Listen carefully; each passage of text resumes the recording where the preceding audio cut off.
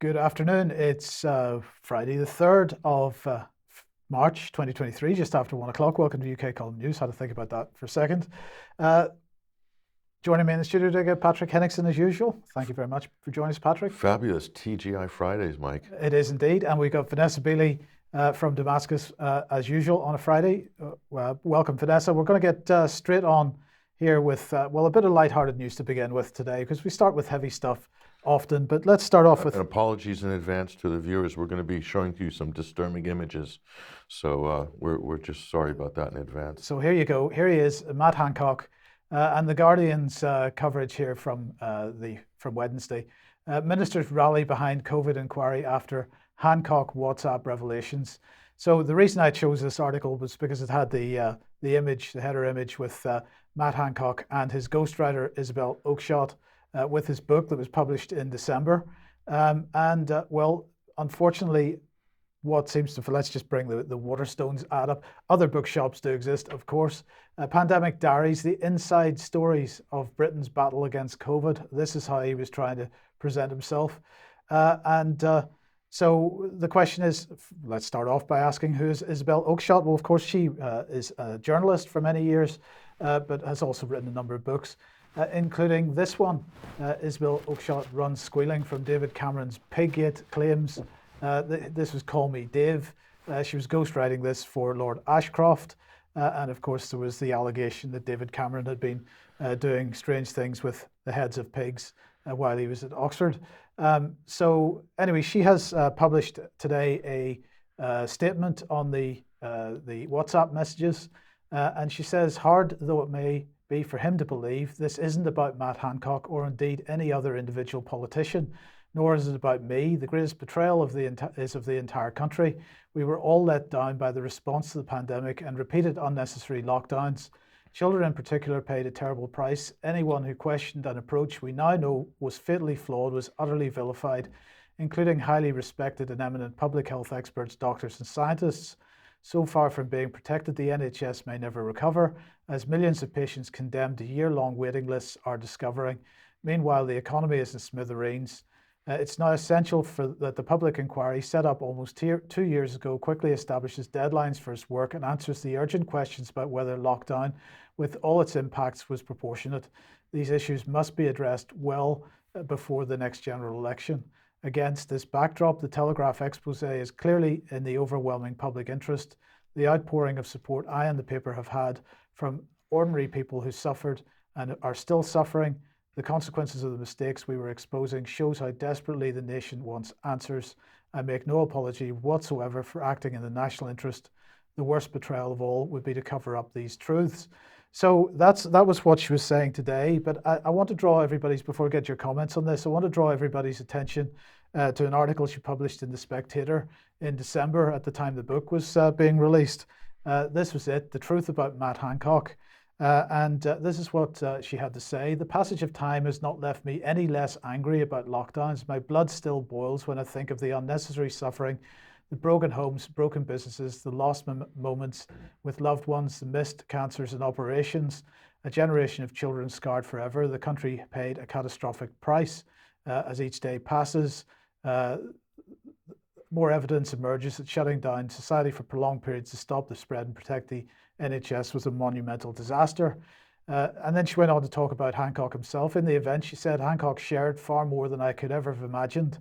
I viewed thousands of sensitive government communications relating to the pandemic, a fascinating and very illuminating exercise. So really, this was published in December. Patrick, it should be no surprise, therefore, that when she was given that kind of access, that this was probably what was going to happen, particularly based on her prior coverage of other Tory MPs, including David Cameron. She went on to say, Hancock, Whitty and Johnson knew full well that non-medical face masks do very little to prevent transmission of the virus. People were made to wear them anyway because Dominic Cummings was fixated with them, because Nicola Sturgeon liked them, and above all because they were symbolic of public health emergency. And I think that's the point that we were making from the very beginning. But then she goes on to say, given the unprecedented speed at which vaccine was developed, the government might have been expected to be extra careful about recording and analysing any reported side effects. While there was much anxiety about potential adverse reactions during clinical trials, once it passed regulatory hurdles, which it didn't actually, but never mind that, ministers seemed to stop worrying. In early January 2021, Hancock casually asked Chris Whitty, where are we up to on the system for monitoring events after rollout? I was told, there's another quote, I was told we were doing it, but I worry that the details will be shonky. Hancock is supposed to have told Whitty, sounding as if it was a bit of an afterthought. So that's the kind of coverage. But this, I thought, was an interesting point from this article as well. Such was the fear of anti-vaxxers that the Cabinet Office used a team hitherto dedicated to tackling ISIS propaganda to curb their influence. The zero-tolerance approach extended to dissenting doctors and academics.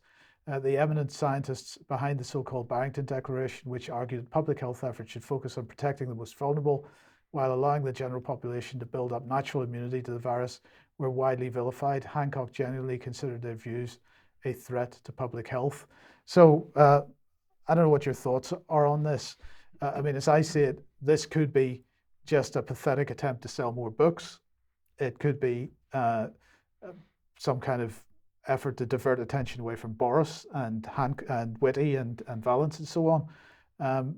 What are your thoughts? Well, I mean, in this economy, Mike, I don't know who would want to spare 25 quid on something that really should be used to heat their homes during this rough winter. But look, the thing that puzzles me about Isabel Oakeshott is why would she want to align her name as a co-author with somebody with such a damaged brand like Matt Hancock? I mean, he's right up there with Tony Blair in terms of, you know, the national scorn, the hate. They like to see the back of this guy's career.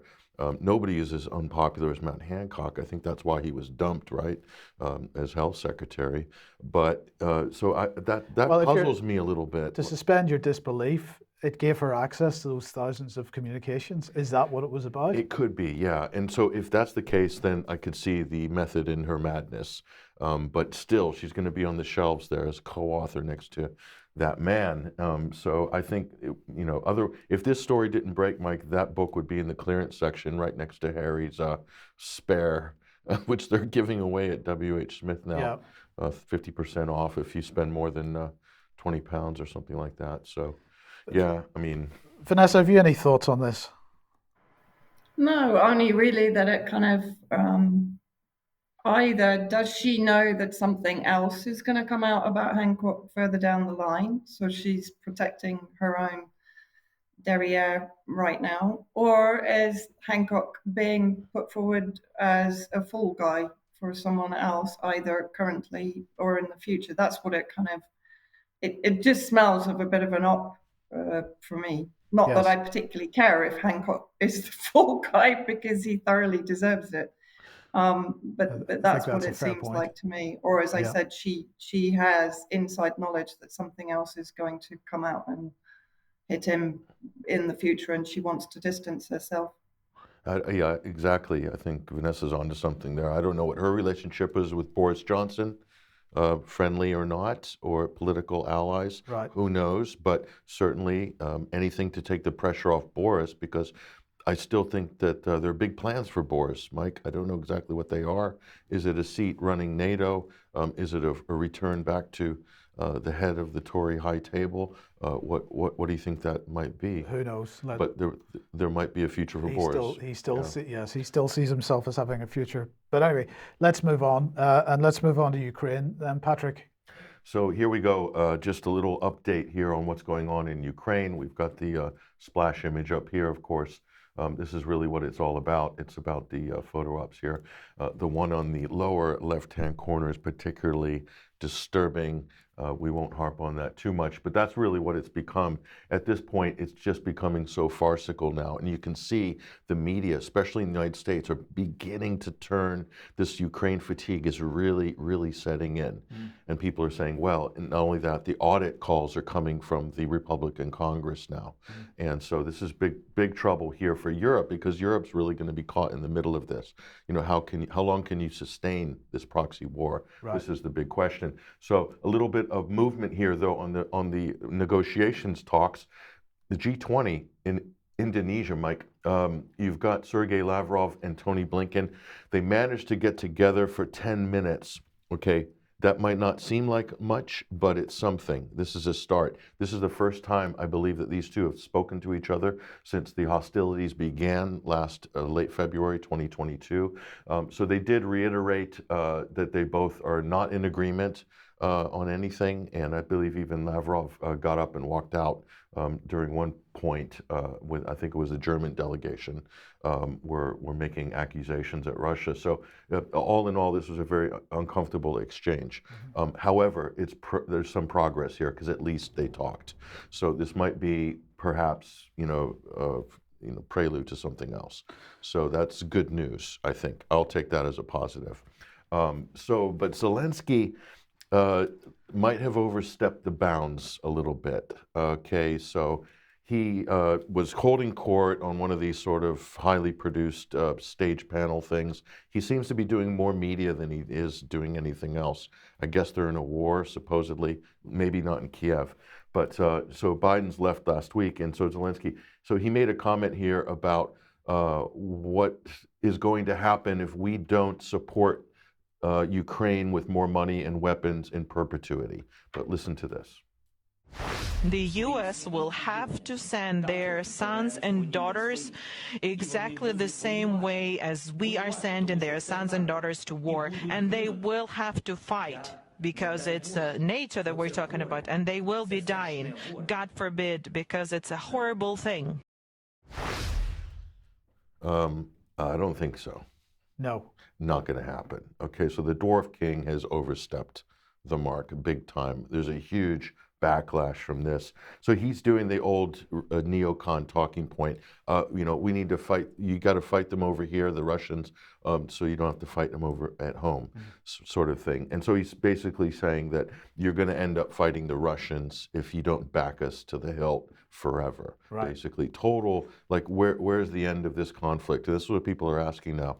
What's the exit strategy? The first time you're hearing people talk about an exit strategy in the United States. So I think if that's where we're at now in March, I think as the months progress, Mike, the campaigning for the 2024 presidential election begins officially in April. That's next month. So this subject will be at the top of the list. So whichever candidate occupies the high ground on Ukraine, the popular ground, the populist ground, you know what the populist position is on this war? Yeah.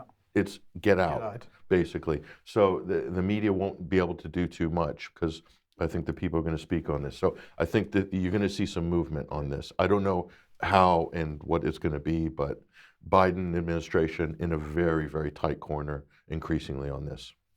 Okay, but what about Bakhmut then?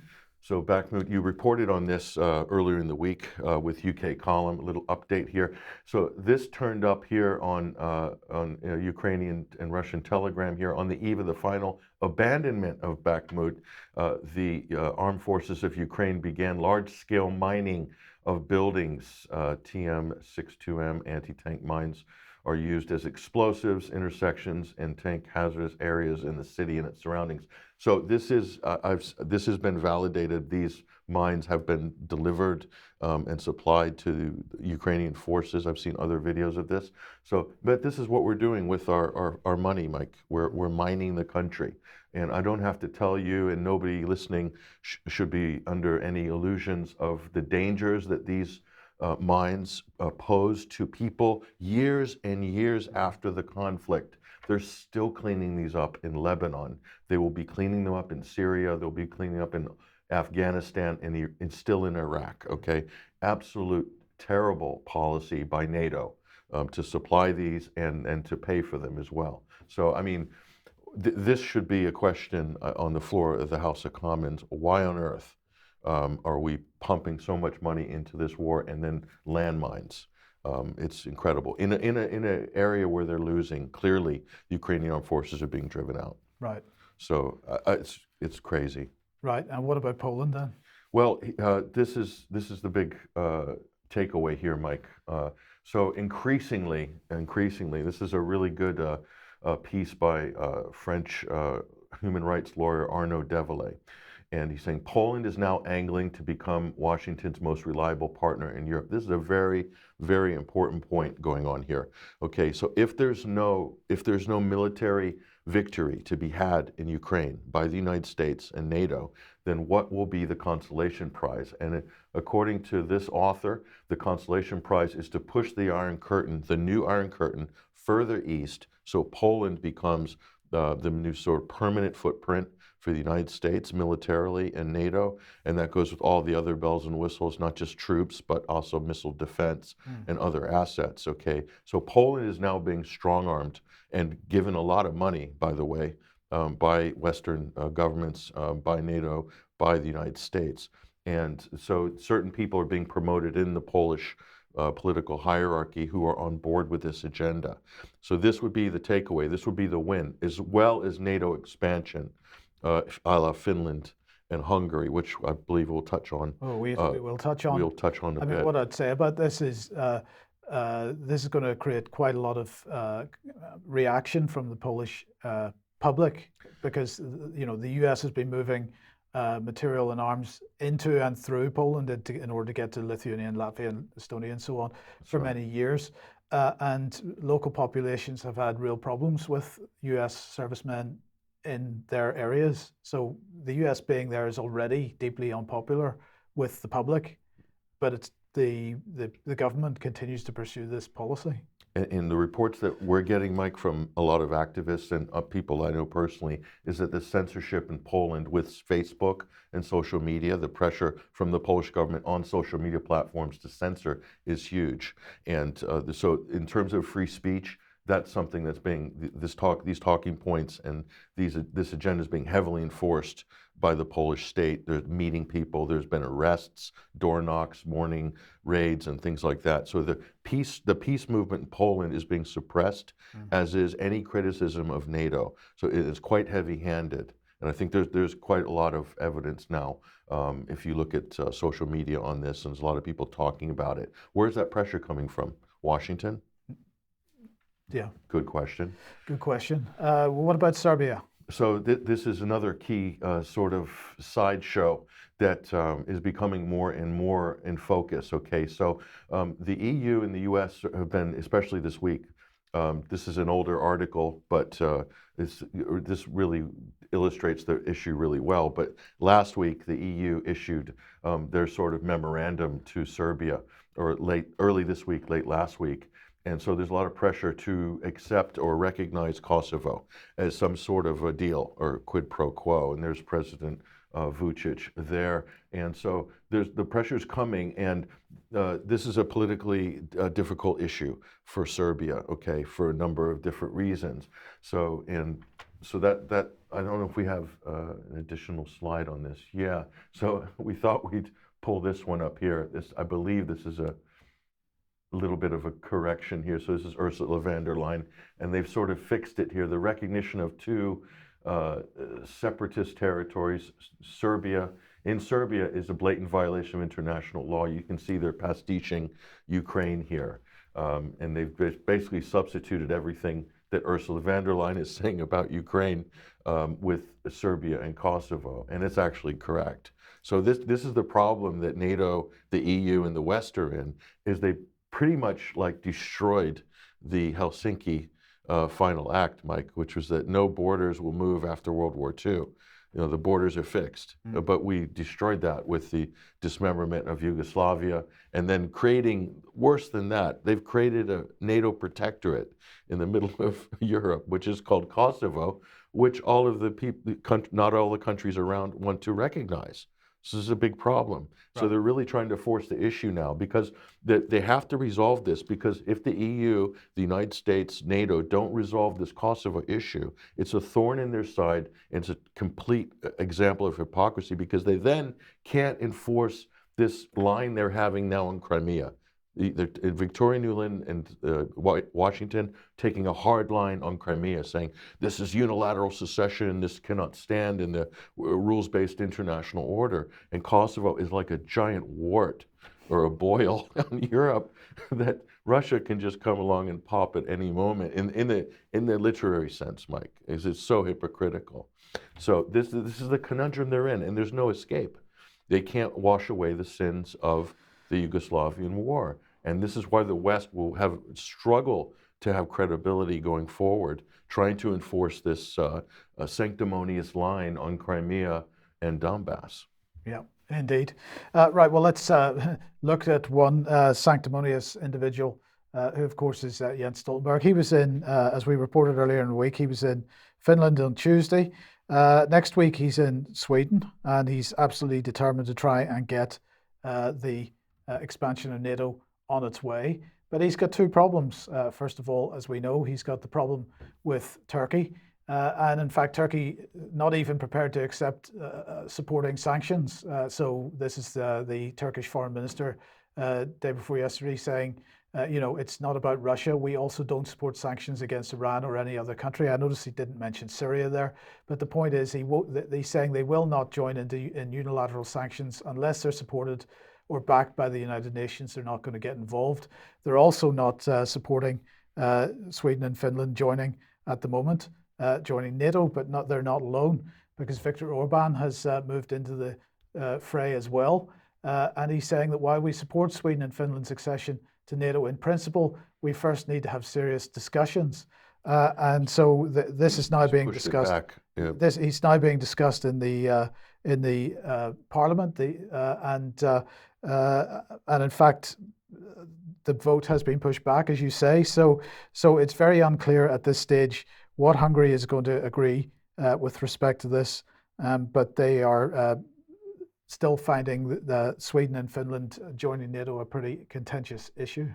Yes, this is a tough one. This is a tough one. So what's going to happen, there's a lot of calls in America right now to kick Turkey out of NATO over this very issue. So this could be an existential or organizational issue for NATO itself if they don't resolve this. Yes. I don't know. I don't know how this is going to go, but it's very interesting. We'll see how it goes. Now, Vanessa, let's bring you on for your main report and continuing to look at Syria and sanctions.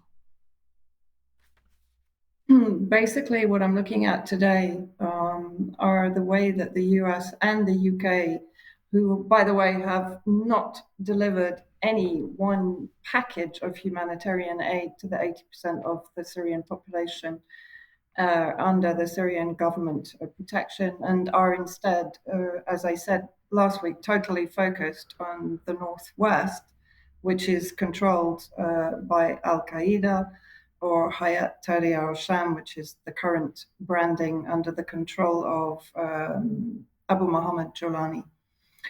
So this is a resolution 132, responding to the earthquakes in Turkey and Syria on February the 6th, 2023. It was brought in by Republican Joe Wilson. I just want to look at the wording, and there's quite a lot in here, but the sheer hypocrisy of the House of Representatives when you consider the thousands of deaths, the thousands of destroyed homes, and even further homes to be destroyed in Latakia, where I was, which is on the Mediterranean coast of Syria, and I was there last weekend. 805 deaths, more than 1,100 injuries, 61 still in hospital, many of those, of course, amputees or serious injuries. Thousands of houses that were destroyed by the sort of double tap earthquake, and others that have to be condemned because they're now unsafe. So there are thousands of families throughout Syria, including the northwest, that are living completely displaced and homeless right now. So let's look at this so-called resolution. So first of all, of course, they mourn the horrific loss of life in Turkey and Syria, express their deep condolences to the families of the many earthquake victims.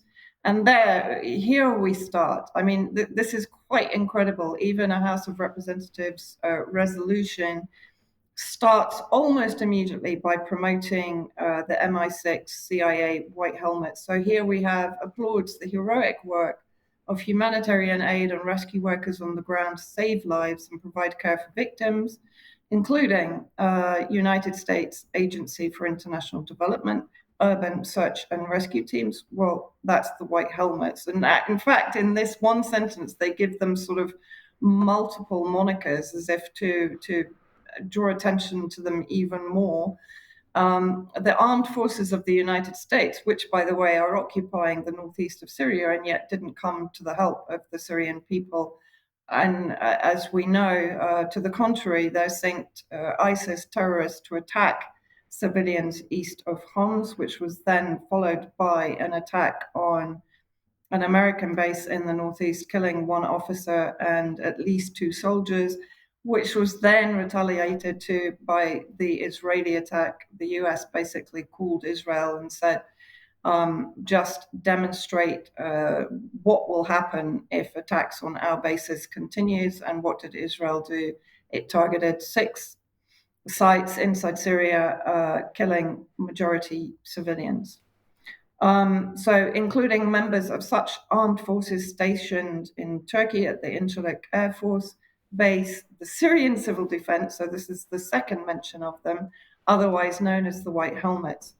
It applauds the response to the earthquake tragedy by the United States government, applauds the civilians in Turkey and Syria who have selflessly volunteered to assist with response to the devastating aftermath, urges the international community to support. So here we have, again, heroic disaster response efforts in Turkey and Syria, but it's not in Syria, it's in Idlib, Al-Qaeda dominated, including those by the Syrian Civil Defense, the White Helmets, condemns efforts by the Assad regime, so we're back to this kind of lexicon, to cynically exploit the disaster to evade international pressure and accountability. So in other words, what they're claiming is the calls to lift the blockade, siege, and unilateral coercive measures against the Syrian people that are killing the Syrian people and have been since they were introduced, particularly the Caesar law under the Trump administration.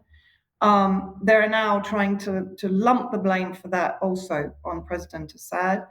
And they claim that so Assad, prevented the United Nations from providing assistance through multiple border crossings between Turkey and Syria. This is a barefaced lie, because who more recently, since the earthquake, prevented entry through the Bab al-Hawa crossing, which is the only so-called humanitarian aid crossing open, was Turkey and the UN. And who prevented the humanitarian convoy coming from Damascus to Idlib to the Syrian people? So from President Assad, it was Abu Muhammad Jolani, the head of HTS. And why were the other humanitarian crossings shut down? Because they were running military weapons, aid, equipment into the armed groups in that northwestern pocket. So calls on the Biden administration to continue to use all diplomatic tools, including through the United Nations Security Council, to open all border crossings. Now, I mentioned this last week. So this means they want to increase the flow of weapons and equipment to the armed groups that are occupying northwest Idlib. Underscores the need for international assistance to reach northwest Syria, so only northwest Syria, to assist with disaster relief. Calls for an increased oversight mechanism to ensure that the United States funded assistance is not diverted for the benefit of the Assad regime. I struggle to even read that. The benefit of the Assad regime, 80% of the population lives under the protection of the government of Syria and the presidency of Syria. Urges the Biden administration to remain committed to the protection of the Syrian people, so the 80% of the population of Syria, by implementing the Caesar Syria Civilian Protection Act of 2019. So this means preventing other nations coming to the assistance of Syria, because the Caesar Act basically penalizes any country that will supply goods, that will supply energy, fuel, oil, while the US, of course, is occupying Syrian resources. Let's see who voted for this. So 414 voted for. 414 members of Congress voted to continue the genocidal, sadistic sanctions against the Syrian people. 2 people voted against. No difference between Republican and Democratic. 214 Republican, 200 Democratic. Not voting, I assume that means abstained, 12 Democratic, 5 Republican. And as Natalie Baldwin of Consortium News and Antiwar.com mentioned, our House of Reps is filled with sadistic bastards, pardon my language, except for Massey and MTG.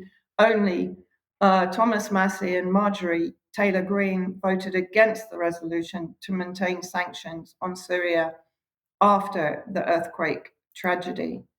Now, we know that the UK effectively, in this case at least, because UK intelligence, in my opinion, not only effectively incubated groups like the White Helmets, but they ran the intelligence operations, the Black Op against Syria since 2011, and even starting before that, of course. So how is the UK responding to the demands to lift sanctions? Here, and I know you've already shown this interview, Mike, but I think it's worth showing again. After what I've said about the US resolution that has just been passed. So this is Andrew Mitchell talking to the BBC about the potential that sanctions might be lifted. Yeah, Vanessa, I do apologize. I just noticed a technical issue with that particular video, so we're not going to shoot. But we'll make sure under the show notes we will put a link to where people can watch that. Okay. Well, I mean, basically, he's reiterating pretty much what the US is saying, of course, that that humanitarian aid is being received by the Northwest, and that as far as he's concerned, sanctions are not affecting the supply of that aid. Of course, sanctions have never affected supply of weapons, aid, equipment, financing to the regime change invested armed groups. So here again in the UK, and last week I mentioned King Charles, Sadiq Khan establishing the Syria tent in London. I think, Mike, you received a message, and I received a few messages from people that had gone to that tent to figure out what was going on, and told me that a huge amount of the money was going to be funneled to the White Helmets. So who is donating to this DEC, Disasters Emergency Committee Fund? None other than Will and Kate, King Charles himself, and Camilla. Who are DEC? Well, Disaster Emergency Committee brings together 15 leading aid charities at times of humanitarian crisis overseas, and it should be no surprise that they supported the COVID racket, that they came to prominence when Russia launched the special military operation against Ukraine. And let's look at some of the charities that are included under their umbrella.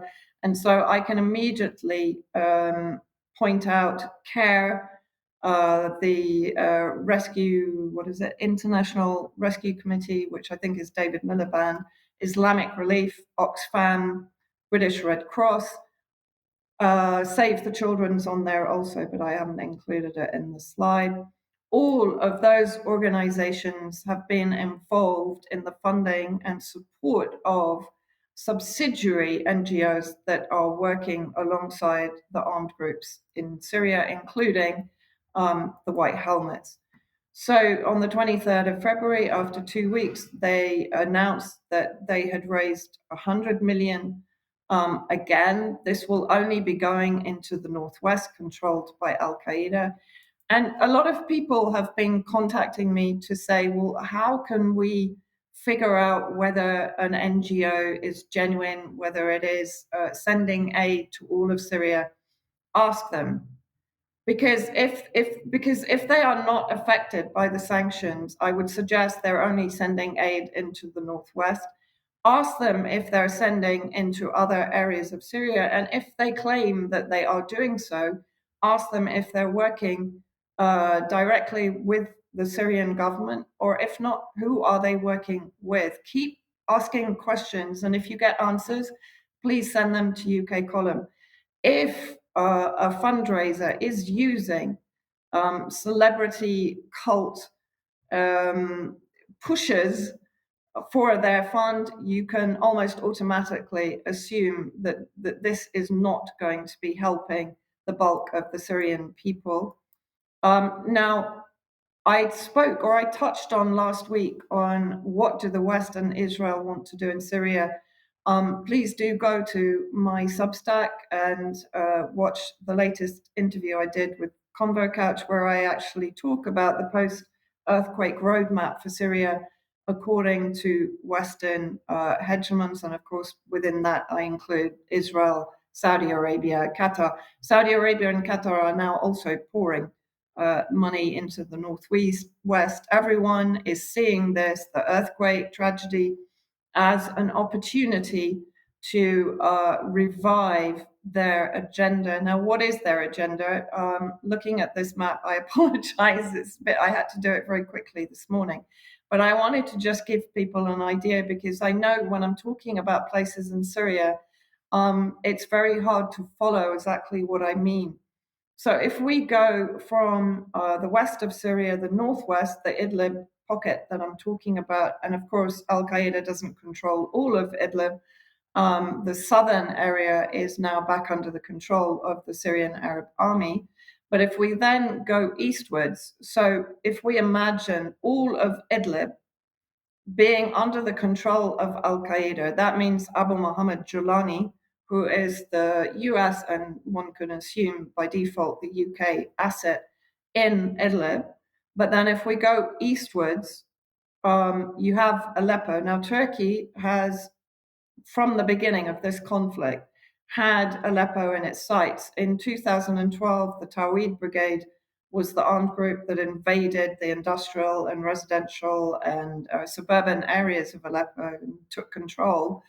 And they were under the leadership of Turkey.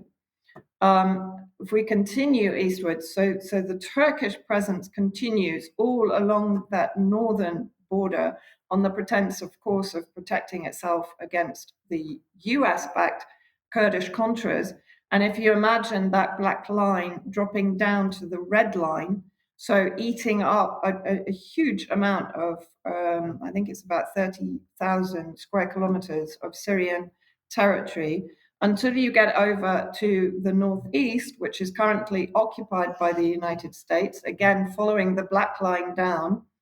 This is all under US control, and they are still, even post-earthquake, stealing Syrian oil and exporting it into Iraq, into Turkey, and eventually to Israel. You then come to the Al Bukamal, which is consistently between Iraq and Syria, which is consistently bombed by both the United States and Israel. Why?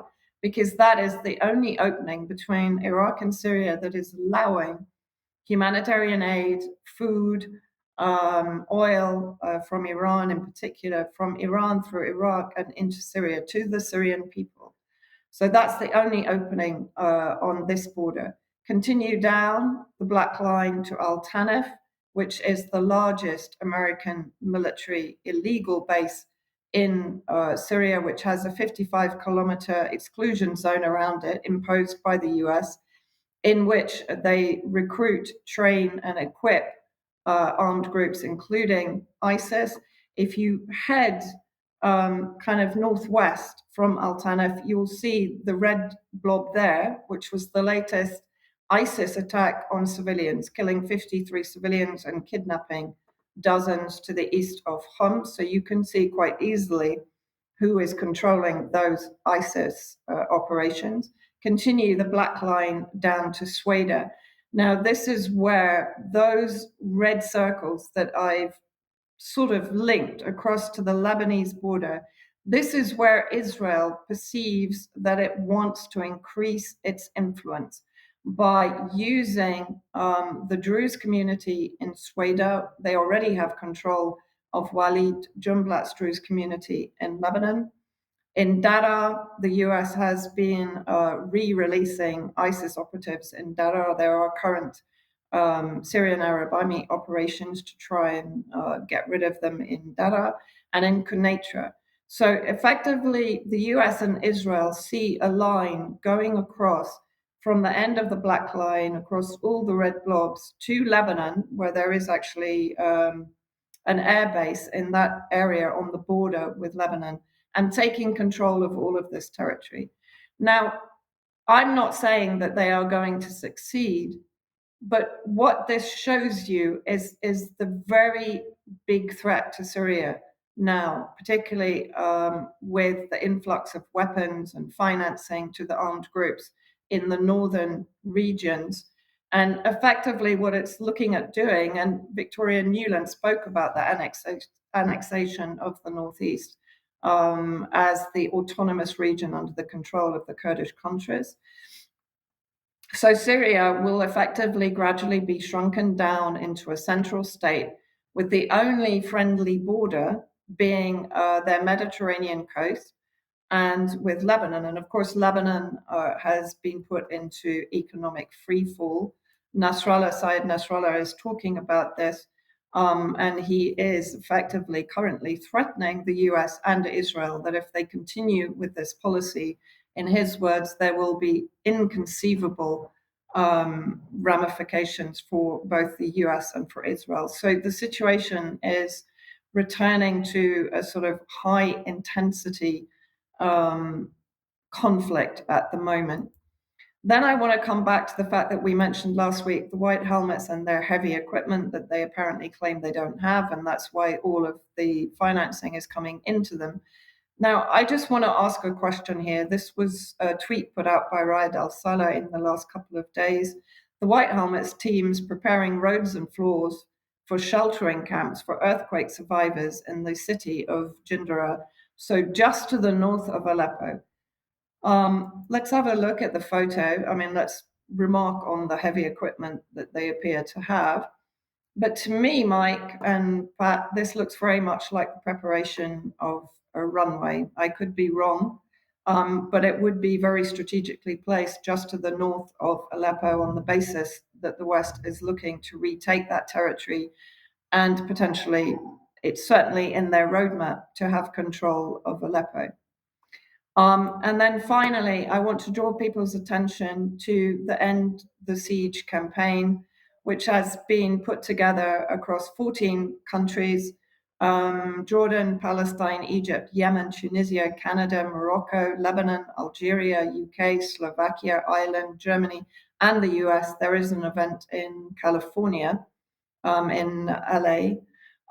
For further details, you can freeze frame. That's the email address, the Facebook page, the Twitter account. And on Saturday, the 4th of March, please go. There is an End the Siege event in London opposite 10 Downing Street. Please go if you can. Please try to be there in as big numbers as possible to show your disgust at the continued genocide of the Syrian people. And I'm not using that term lightly. Okay, Vanessa, thank you very much for that. Now, let's move on. If you like what the UK Column does, you would like to support us, please head over to community.ukcolumn.org. There are options to help us out there. You can pick something up at the UK Column shop, but please do share material you find on the various platforms, including Vanessa's report when she puts it out on her channels as well. And I just also want to mention that Children's Health Defence tomorrow are holding a symposium called The Attack on Food Plus Solutions to Fight Back. Joseph Mercola, Stephanie Seneff, James Corbett, Zen Honeycutt, Patrick Wood, Thomas Massey, Representative Thomas Massey, and many others. Meryl Nass hosting that. You can watch that at chd.tv. Well, I would encourage everybody to get onto that tomorrow if you're not out and about or at the event that Vanessa's talking about. Now that starts at 12 p.m. Eastern time, so that's 5 p.m. UK time. So you should be able to do both if you're in London. No problem with that. So would encourage, and there we go. Now let's move on, Patrick, to the lab leak story, because it's now starting to hit the headlines once again. It's being pushed pretty hard. Let's have a look at CNBC from the 26th of February. Their headline said, U.S. Energy Department assesses with low confidence COVID may have originated from Chinese lab leak. So that was their coverage of the. A classified report delivered to key lawmakers. Yes, indeed. How did the Wall Street Journal, cover it? They said lab leak most likely origin of COVID-19 pandemic. Said the Energy Department. Well, this is a bit strange. How can one be saying that the Energy Department said they had low confidence in that, and the other saying, well, it's definitive? Fox, of course, they had something to say. COVID leaked from a Wuhan lab, full stop, not a question mark.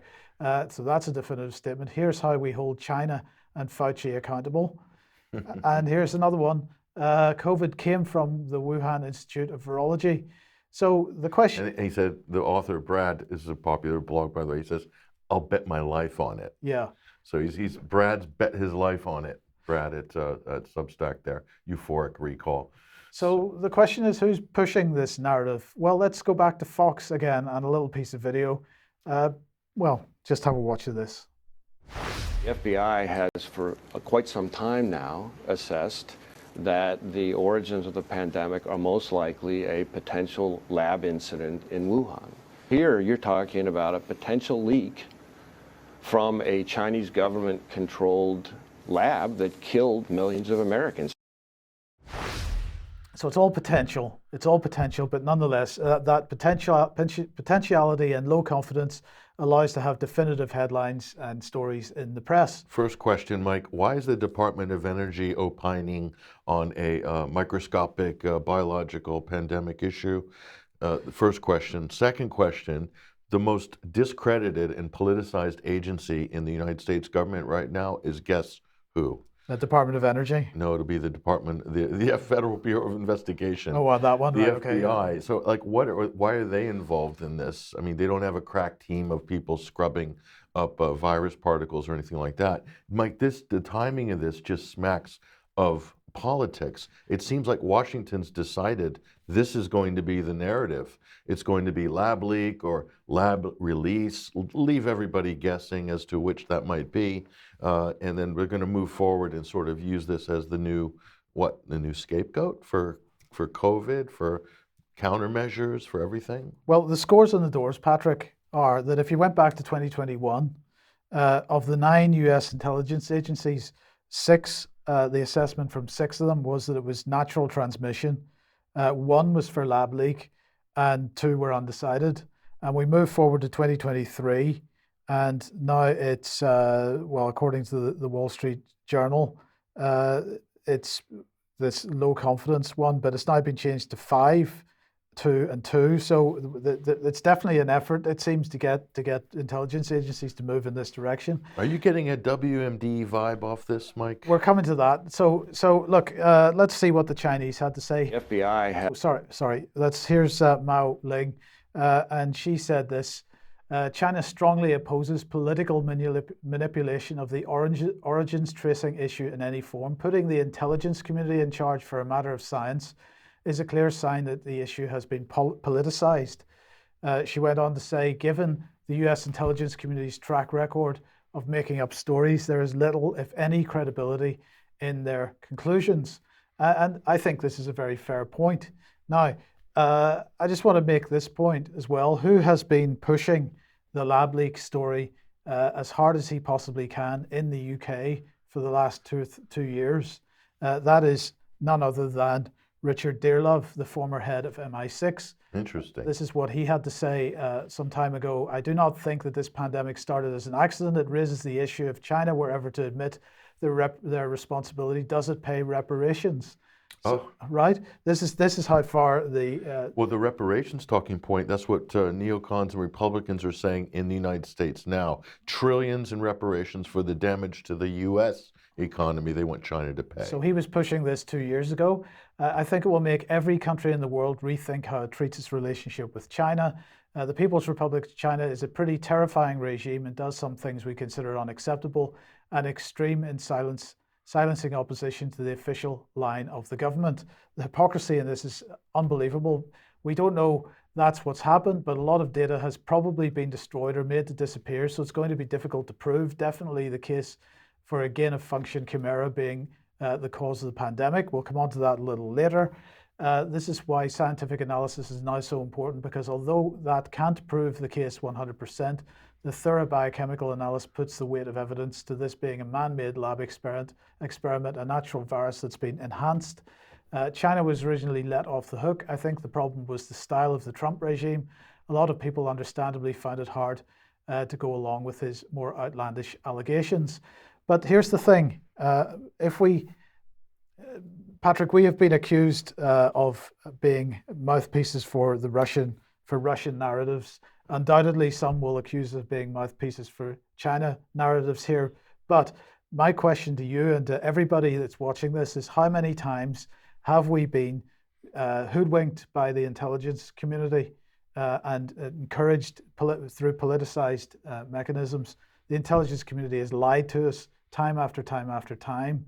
Let's just they're the dog whistle, aren't they? They dog whistle to the press. They dog whistle to partisans in politics. This is what they've been doing consistently. But it's more than that. It's more than that, isn't it? Because if we look at Richard Dearlove in particular, he's been pushing Russiagate.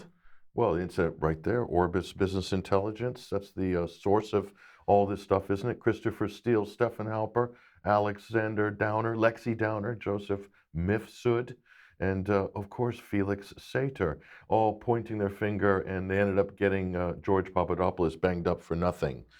And so how many of these people are pushing China lab leak narratives? I'm pretty sure most of them. Well, a lot of them have disappeared into the shadows because of the embarrassment of Russiagate falling to pieces as a official conspiracy theory. But give it time, Mike. I'm sure Christopher Steele will be able to draft a paper on this one. Absolutely. Let's not forget that it was Richard Dearlove that brought us into a war with Iraq through the yellow cake nonsense. Fancy that. Look at that. And we should not ever forget that, of course, the same types of people were behind Integrity Initiative and also the Skripal nonsense, which has brought us into a conflict in Ukraine at the moment. And if you want to see how ridiculous the story of Skripal is, have a look at this article on the UK Column website. So my point here is, that's the day of the Skripal if you're just listening. But my point here is, we've been duped time and time again by these types of people and by Richard Dearlove specifically. And we shouldn't allow ourselves to be duped into a coming war with China on the basis of something which is unproven, unprovable, and, well, we're going to come on to the gain of function bit now, I suppose. Well, the key was that Christopher Wray clip. Okay, he said this virus has killed millions of people. This lab leak virus has killed millions of Americans. That is a specific U.S. government and establishment talking point. Remember that. It's killed millions. There's no proof yet of any super virus out of the Wuhan lab, not out in nature, not even from the lab itself. Right. And also there's huge questions, Mike, isn't it, about these claims about all these lofty COVID death figures, right? There's problems with the PCR test. This has been thoroughly debunked as a totally fraudulent assay. It's not a diagnostic test. It's been used to jack up data on COVID cases and deaths, plus the changing of death certificates, filling out comorbidities, all these directives that came from the WHO because of the state of emergency that jacked up all the COVID deaths. And they, not only that, they kept the meter running, didn't they, for COVID deaths? They certainly did. They normally cap it off after a season, but they just kept it running for 3 years. So you got a big, giant number. So isn't this interesting? This is how the communications, how the talking points are shaping up on this. So there's some big influencers who are also pushing lab leak now. They're giddy with excitement. Here's one of them, Robert Malone himself. Has come out to the gates, and they're staking their whole reputations, Mike, as scientists and whistleblowers, I guess, on this whole thing. So here's what Robert Malone has said on Twitter yesterday. The lab leak killed millions of people. Is this something you can prove yet or scientifically? I'm not sure. It looks like a political statement. Talking point. It does. It's exactly what Christopher Wray said, the discredited director of the FBI. Anyway, most likely this research was done by the U.S. government through EcoHealth and the CCP, Chinese Communist Party. This is identical to Fox News talking points here. So why is the U.S. government and the Defense Threat Reduction Agency and the National Institute of Health still funding WIV and EcoHealth? Why is the International Court of Justice in The Hague not investigating? Give me a break, the International Court of Justice in The Hague, which the U.S. is not even a signatory to, but let's just put that aside. Robert Malone, so he's staking his whole reputation now on lab leak, and he's making most likely claims. So he's saying the lab leak killed millions, but most likely the research. So he doesn't seem too clear on his statement either. Who else is opining on this? Brett Weinstein. And by the way, I think Brett Weinstein's amazing. However, on this, I think he's playing a little funny game. So I made a statement on Twitter with Glenn Greenwald. I had a little dialogue with Glenn on this. And by the way, Glenn's very reasonable on this issue. But Brett Weinstein using his massive Twitter following to try to crush me with his hundreds of thousands or million followers or whatever he's got. Evaluating the evidence is not guessing. And an engineered super virus isn't even possible, he says. But what evidence clearly does suggest is that the lab enhancement of a wild virus, one with no innate capacity for human-to-human transmission, into a highly contagious human pathogen. Isn't he describing a super virus, which he says isn't possible in the previous sentence? So Brett Weinstein's contradicting himself there in order to sort of destroy me for challenging the lab leak, which is very popular in the internet, what do they call it? The intellectual dark web, the IDW, this crowd on Twitter. So this is interesting. So the influencers are all behind the lab leak or lab release as well. So, and it gets interesting. I still haven't got a reply from Brett Weinstein yet, still waiting. And here we go. Glenn Greenwald is kind of straddling the fence on this, watching the media corporations and their liberal allies grapple with the Wall Street Journal's revelations is fascinating. They have no way out. Fauci told them COVID's zoonotic origin was proven and lab leak theory debunked. They all repeated this for 18 months, and now, no, it was untrue. Now, this is a... Do they know it? I don't think they do. I don't think they do.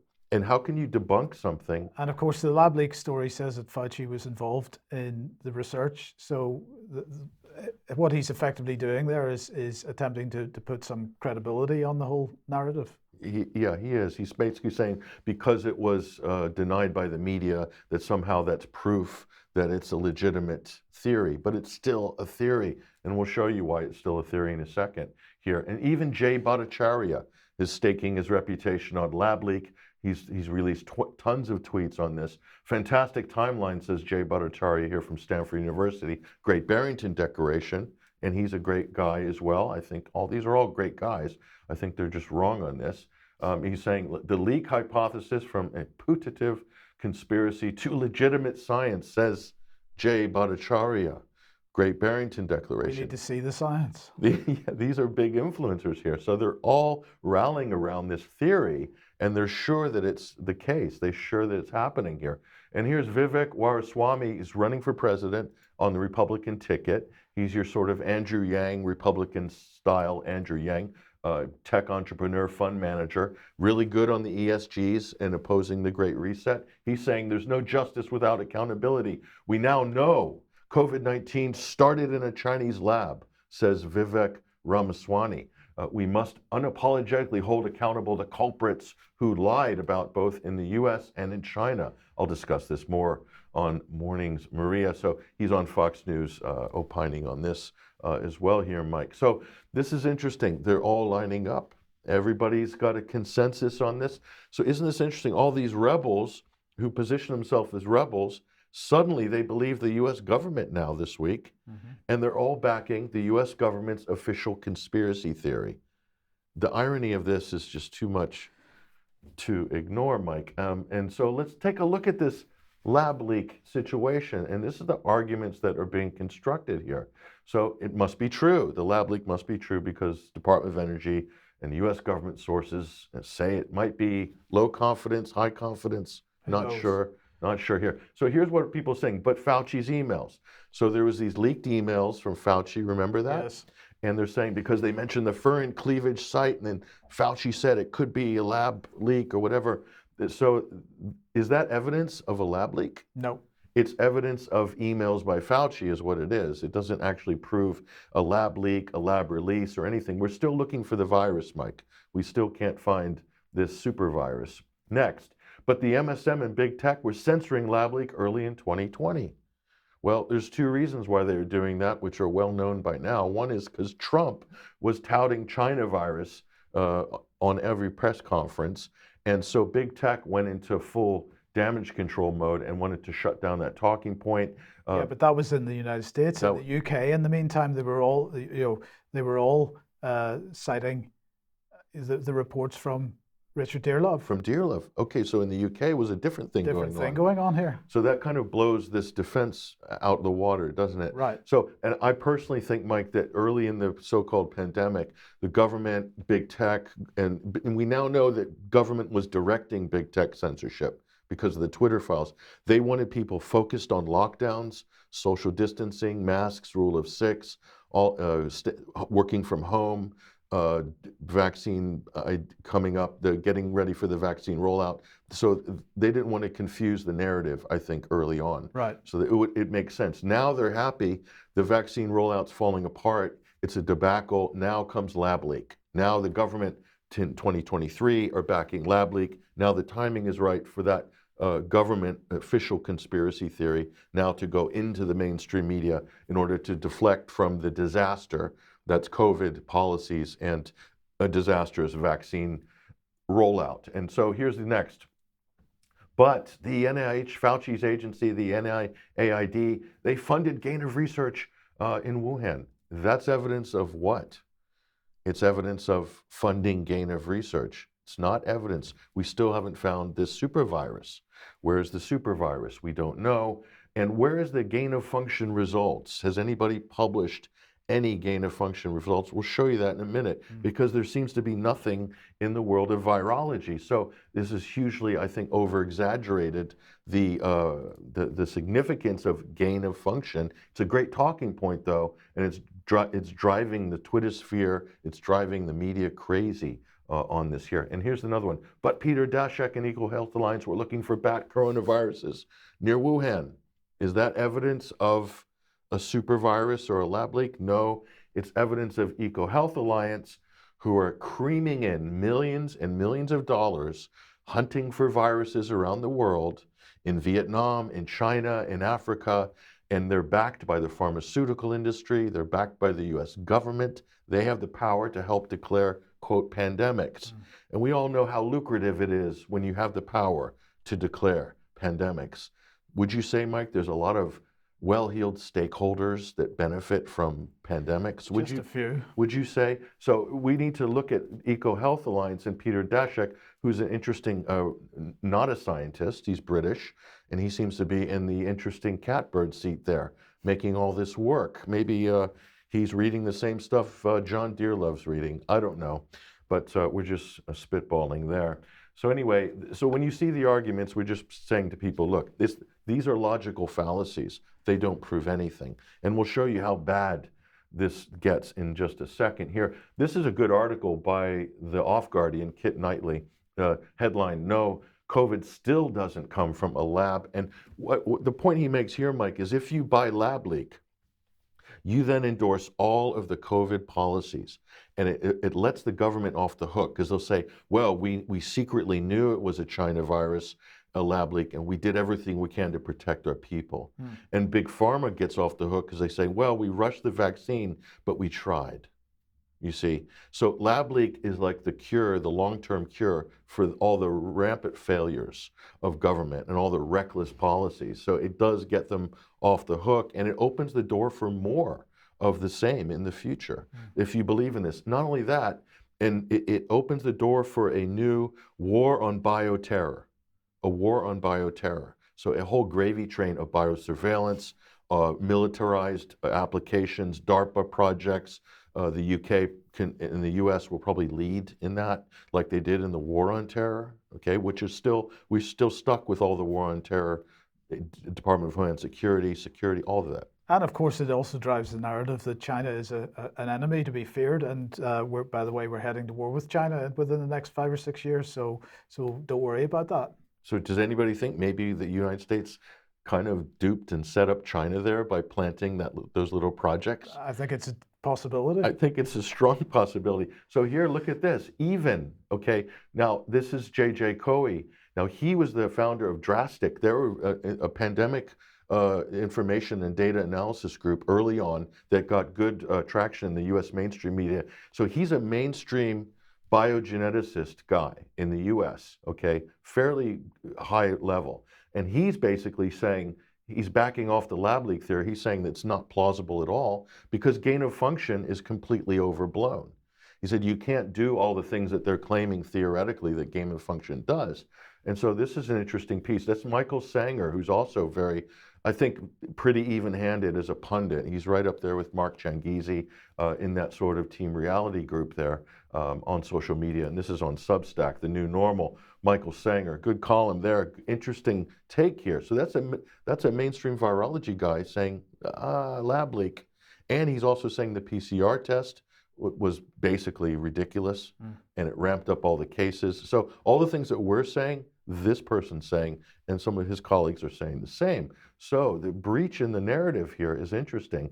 And look at this. So the gain of function, if you want to know about gain of function, I recommend, this is Dr. Sam Bailey, Gain of Function Gaslighting. Go to her website. This is a great introductory video. It shows you that the 1 or 2 experiments that they hang the whole gain of function theory on, the methodology on them were completely fraudulent, and they didn't even do control experiments, and they ended up killing all the animals, the mice and the ferrets.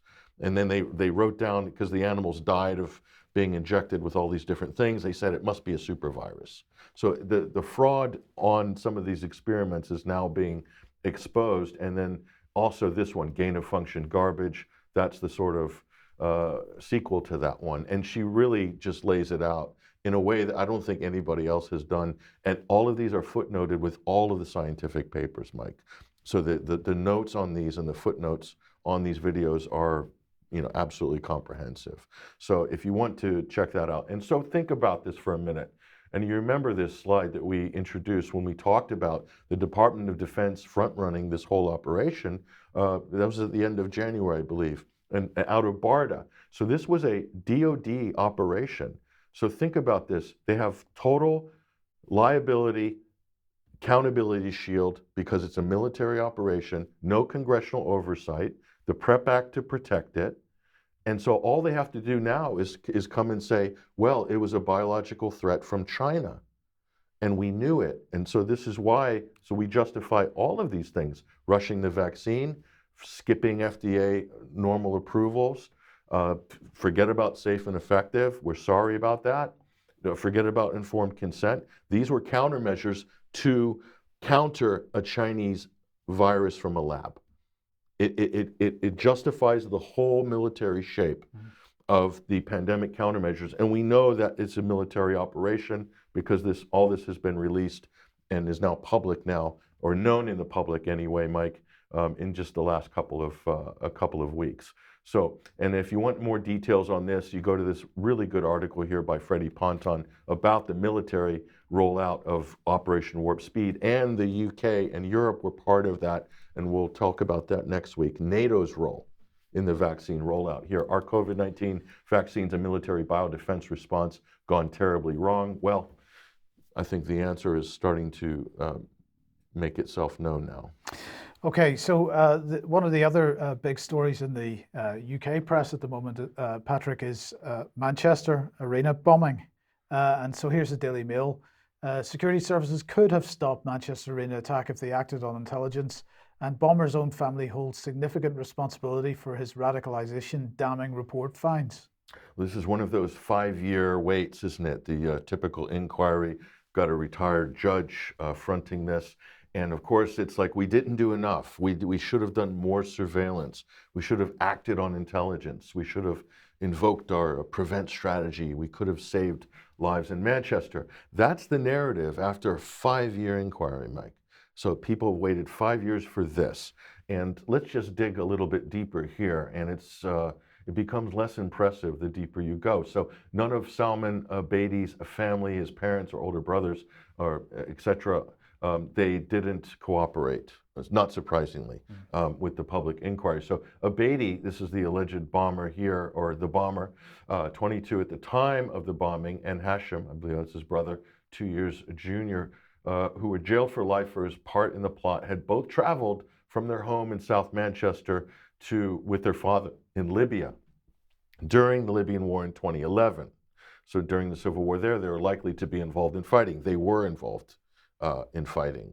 Sorry, were they fighting on the side that we were supporting? Correct. Aha. Correct. On NATO's side. Right. So they were part of the sort of Al-Qaeda brigades and the extremists that NATO and David Cameron had organized to topple Gaddafi. So the father, Ramadan Abedi, instilled in his sons extremist views, says the inquiry, okay, and encouraged them to put those views into practice when he exposed them into training with the combat alongside Islamist militants. Again, these were the Islamist militants that we were supporting. These are ISIS, embryonic ISIS cells plus Al-Qaeda. Many of these fighters were then repatriated to Syria after Gaddafi was toppled. That's who these guys were running around with.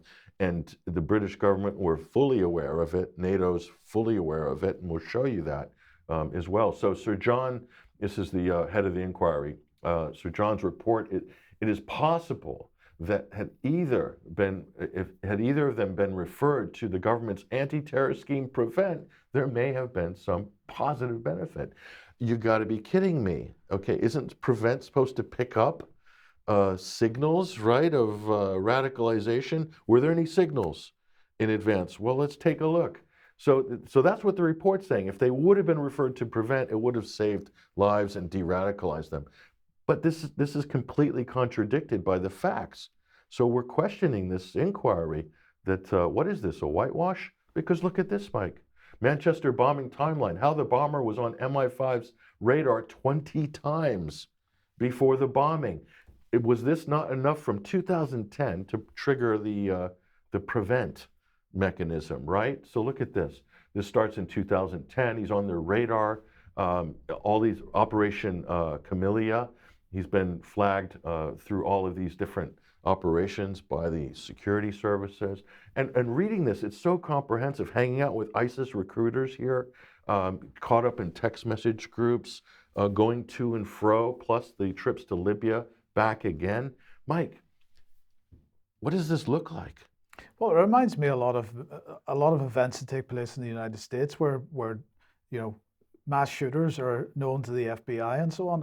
All these people seem to be agents of various agencies. They're on the radar. They're right? on the radar, or they're somehow linked to the agencies directly. So they're not lone wolves, they're known wolves. Okay, so here's another known wolf. It's Salman Abedi and his brother as well. It just goes on and on. Look at this, 20 different things where they were sort of reported, flagged, right, under surveillance. I mean, to say this report is so disingenuous. It's really too much. So look at this. Now here's a different viewpoint. This is from Mark Curtis, Declassified UK. This is months before, when he had the pre-report before the final publication. And this is what he had to say. Salman Abedi was never subject to controls on his movements to Libya before his 2017 bombing that murdered 22 people, despite a stream of intelligence showing his contacts with extremists. So basically, free to go to and fro, in and out of UK and Libya. It gets worse. Also remarkable is that Ramadan, the father, and Ismail Abedi were, in 2011 and 2015 respectively, subject to port stops in the UK by security services who downloaded extremist material from the Abedi's mobile devices, but they were still allowed to travel back and forth between the UK and Libya. Isn't that interesting? Did they have some kind of special status?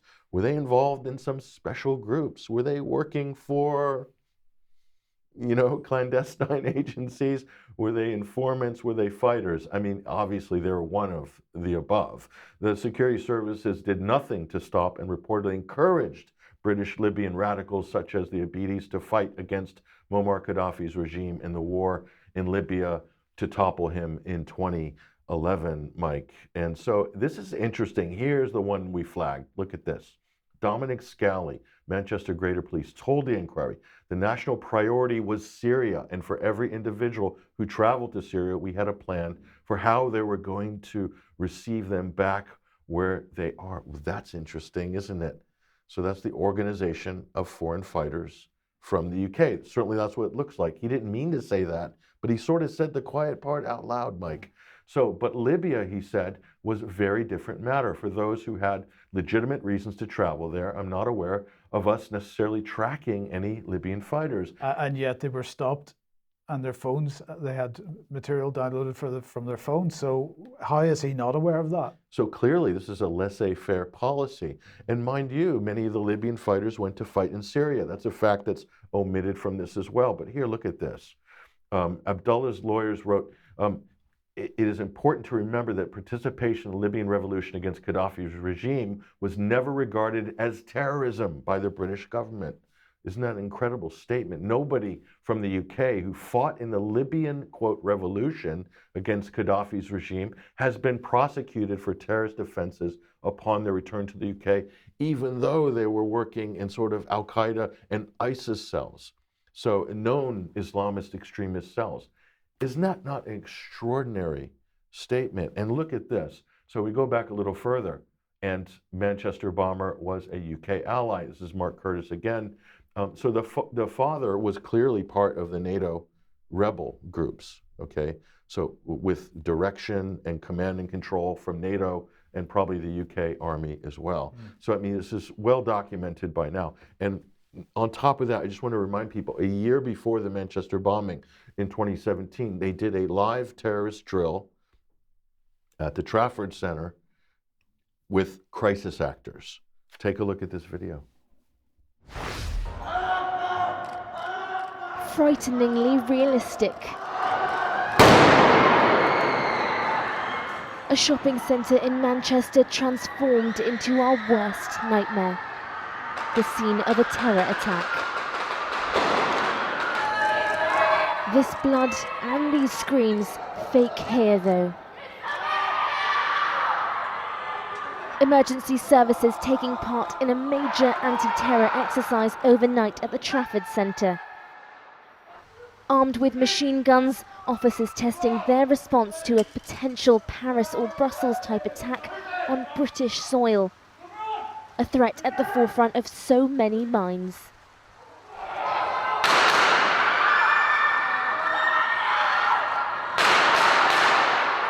The hundreds involved knew they were in no danger, but still howled in distress during the role play.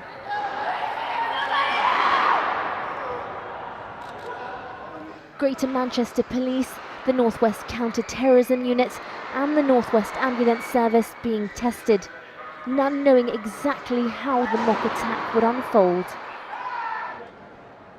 Authorities have stressed there is no threat looming here, but that they need to be ready for every eventuality. And with the UK on high alert to a possible terror attack, exercises like this could hold the key to saving countless lives. Amazing. Countless lives saved with those types of exercises. It's all about saving lives. That's why we do these mock attacks. We hire the crisis actors and the blood and the gore, the whole lot, to save lives. So they went through all of that effort in Manchester, right in the identical vicinity of this terrorist attack a year before. A, it didn't do anything to stop it. B, the government didn't do anything to stop the assailant who was on their radar no less than 20 times and who fought with terrorist groups in Libya. I mean, the whole thing doesn't look good. None of these conclusions come up in the inquiry, Mike. They published the report. It looks like a total whitewash. Yes. Okay. Amazing. Well, look, a lot of people absolutely concerned about the numbers of immigrants coming into this country and being put up in the UK at the moment. And the question is, where are they coming from? What is the actual problem that they're leaving their home countries for?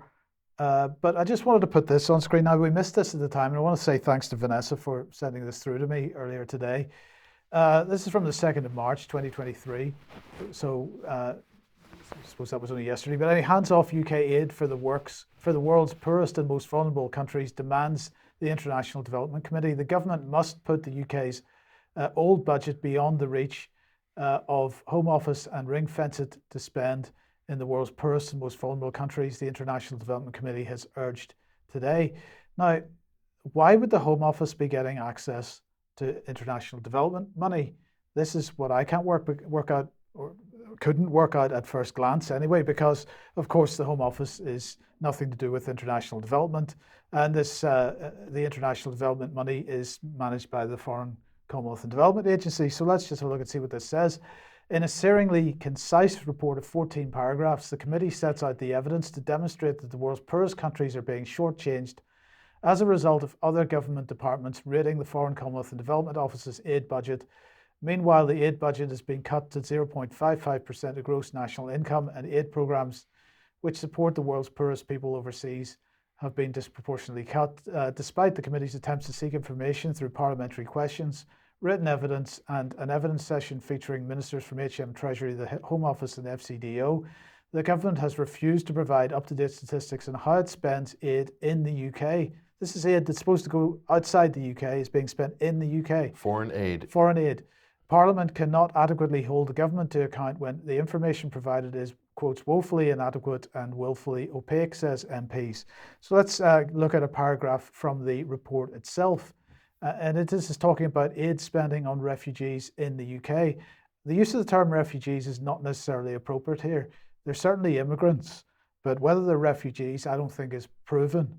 And what it says here, in 2021, the most recent year for which data are available, the government spent more than £1 billion of the aid budget on in-country refugee costs. That unprecedented expenditure accounted for almost 10% of the total overseas development aid budget, which exceeded the percentage of ODA allocated to any other sector. In 2021, ODA spending was reduced on the health, humanitarian, and education sectors, while in-country refugee costs was the only category in which expenditure increased. In 2020, the government spent 4.3% of the ODA budget on in-country refugee costs, compared with 2% in 2015. In 2021, the Home Office spending from the aid budget on refugees in the UK increased to almost £1 billion, of which more than half was spent on, quotes, initial accommodation. I.e. hotels. Now, of course, exactly, we have seen so many video clips and so many protests and so many discussions about refugees stroke immigrants being held in 5-star, 4-star hotels in the UK. Mercure in Exeter, 4-star hotel, Exactly. is full of Afghan. And people asking why. Now we know what's going on. £1 billion spent in 2021 on this. I'm sure it was more in 2022, and goodness knows what 2023 is going to be like. Vanessa, what are your thoughts? You're muted. First of all, there was a former BBC journalist put out the immigration by nationality, and Albanians are well up on the list, which concurs with many of the reports coming in of 4-star, 5-star hotels being requisitioned by predominantly young male fighting age Albanian immigrants. But it also crosses my mind, Mike, that when we're asking for transparency on on billions of taxpayer funds being sent to international so-called humanitarian zones, etc., are they kind of throwing the responsibility back at the Home Office here and saying, well, it's not us, don't ask us to demonstrate how we're spending taxpayers' money abroad when the Home Office is effectively stealing it all for immigration and refugees? That's what kind of came to my mind when I first skimmed through that this morning. It's a bit of an internal struggle, and they're basically trying. It's a bit when they threw James Le Mesurier of the White Helmets under the bus for embezzling 50,000, when in reality a lot of that funding, and there's a huge number of examples like this. Adam Smith International, Actis. Are they trying to find a way to wriggle out of providing transparency over the Conflict Stability and Security Fund, for example, and over UK FSDO funding abroad? Yeah, Good questions. My personal experience with this, Mike, with the hotel in Exeter was, the hotel was 4-star, full of Afghan families, whole families. It was full basically. So I was a little bit shocked, as was the colleague I was with, and that. So, and one of the explanations for this is with the rapid withdrawal from Afghanistan. The United States and Britain, all of their loyalists, everyone working for NGOs, anybody working as a translator, anybody working alongside or with NATO or any group or whatever, all these people were promised safe haven outside of Afghanistan. So, and I think they're having to deliver on that.